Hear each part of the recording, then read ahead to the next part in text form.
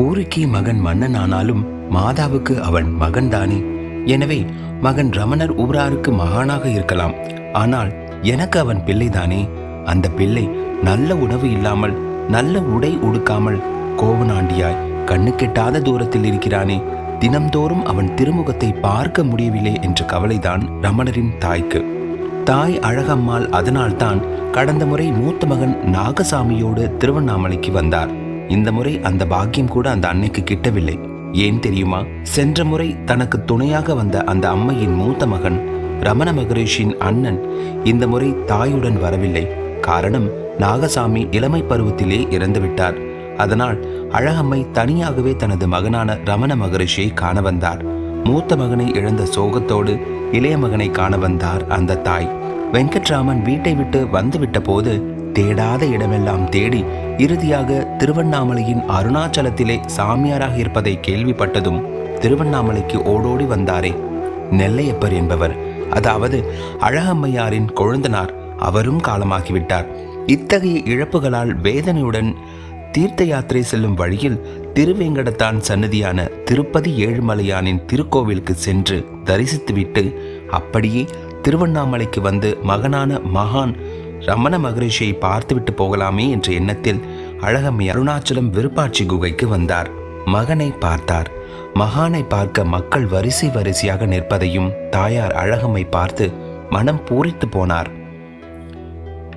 நமது பிள்ளையை காணவா இவ்வளவு பெரிய கூட்டம்? அடேயப்பா என்று அவரை ஈன்ற போது பெற்ற இன்பத்தை விட பெரும் மகிழ்ச்சியை அங்கே அனுபவித்தார் அந்த தாய். தீர்த்த யாத்திரையின் போது பல ஊர் தண்ணீர் அழகம்மை உடம்புக்கு ஒத்து வராததாலோ என்னவோ அந்த அம்மையார் திடீரென நோய்வாய்ப்பட்டார்.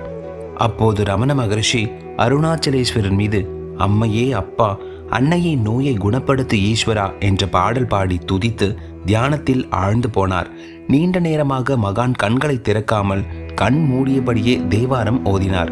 பிறகு கண் விழித்த மகரிஷி காய்ச்சல் வேகம் தணிந்ததை கண்டு விபூதியை அன்னையின் நெற்றிலே பூசினார். நோயும் குணமானது. உடல் சுகமானதும் தாய் வீட்டுக்கு போக எல்லா ஏற்பாடுகளையும் செய்து வழி அனுப்பி வைத்தார். வீடு போய் சேர்ந்த அன்னை மகனுக்கு தகவல் அனுப்பினார். அதன் பின்னாலே ரமணருடைய தம்பி நாகசுந்தரத்தின் மனைவி குழந்தையை பெற்ற பின்பு மரணடைந்து விட்ட செய்தியும் வந்தது. இந்த துக்கத்தை தாங்க முடியாத அழகம்மை ஓராண்டு சென்ற பின், அதாவது 1916ஆம் ஆண்டு அமைதியை தேடி மீண்டும் அருணாச்சலம் வந்து மகரிஷியிடமே தங்கிவிட்டார். இளம் வயது மனைவி இழந்த நாகசுந்தரத்தால் குழந்தையை காப்பாற்ற முடியவில்லை.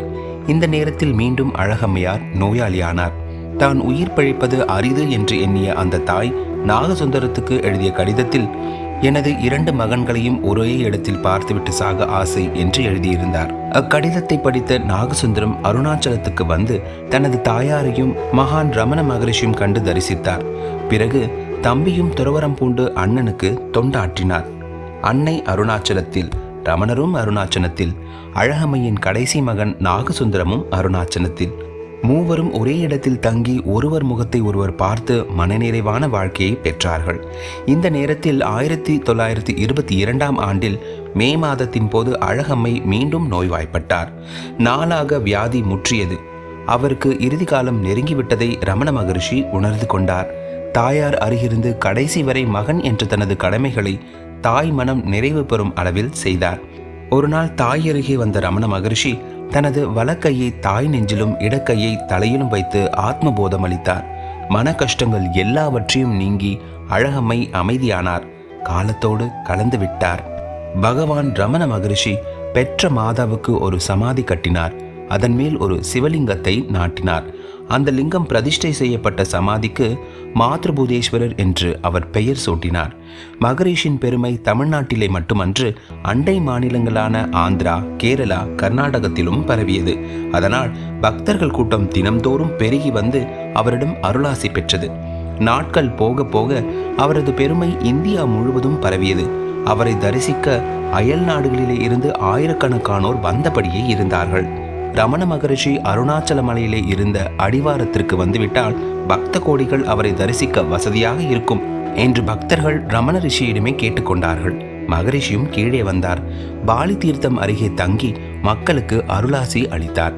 அங்கேதான் ரிஷி தங்க வேண்டும் என்று பக்தர்கள் விரும்பினார்கள். அவர்களது ஆசையை ரமண மகரிஷி ஏற்றார். அதற்கேற்ப அங்கே ரமணாசிரமத்தை மக்கள் நிறுவினார்கள்.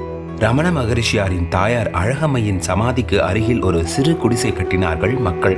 மகரிஷி அங்கே தங்கினார்.